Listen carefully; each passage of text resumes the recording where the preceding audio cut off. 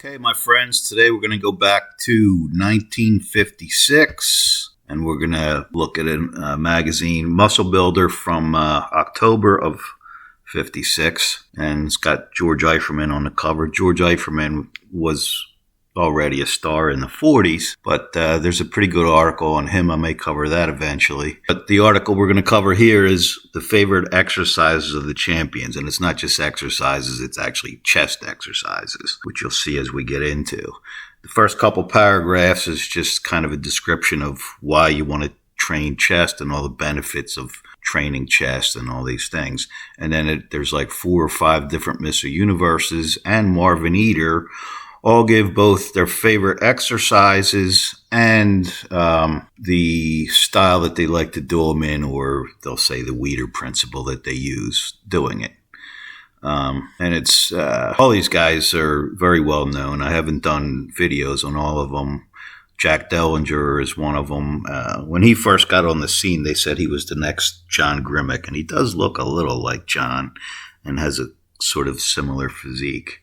I think everybody else in here we've pretty much covered. I'd like to do a video on George, since he's a Philly boy and he went to the same high school that my sister went to and where I would have went. Had my parents not thankfully sent me to a private school instead.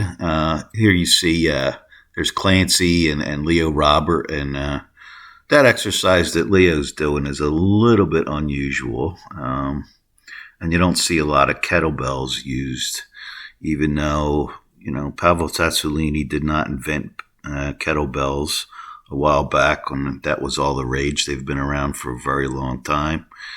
And doing alternate kettlebell pullovers is a little bit weird, but that's Leo's favorite. And we'll get into all that. Here's a description about, all the reasons why you want to do chest training, of course. A couple other interesting things in this magazine. There was an expose of Hoffman, the Hoffman expose by Barton Horvath, how Bob Hoffman framed the American Mr. Universe contest.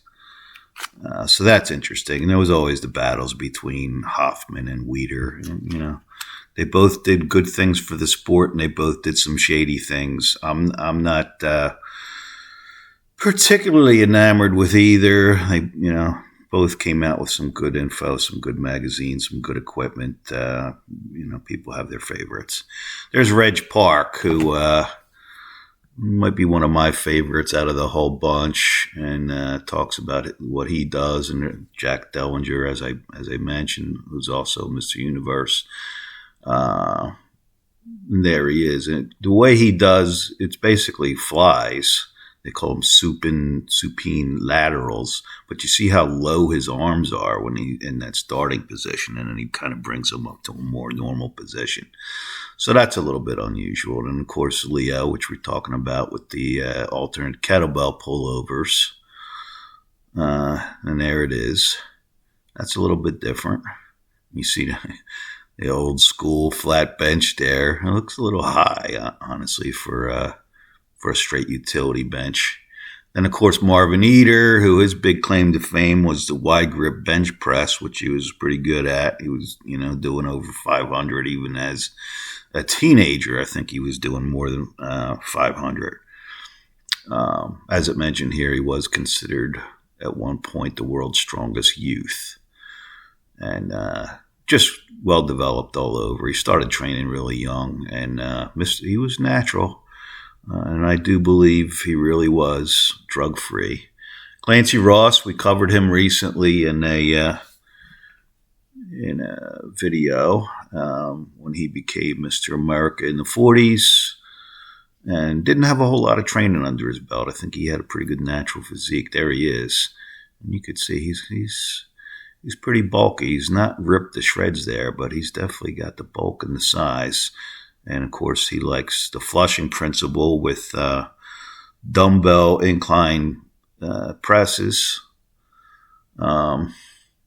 It's talking about here when you're doing the pullover movements, which were in every of those old school chest routines.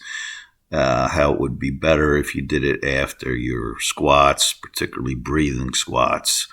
So that's about it for the video. I'm going to sign off here. Thank you for watching, and I hope you'll consider subscribing if you haven't.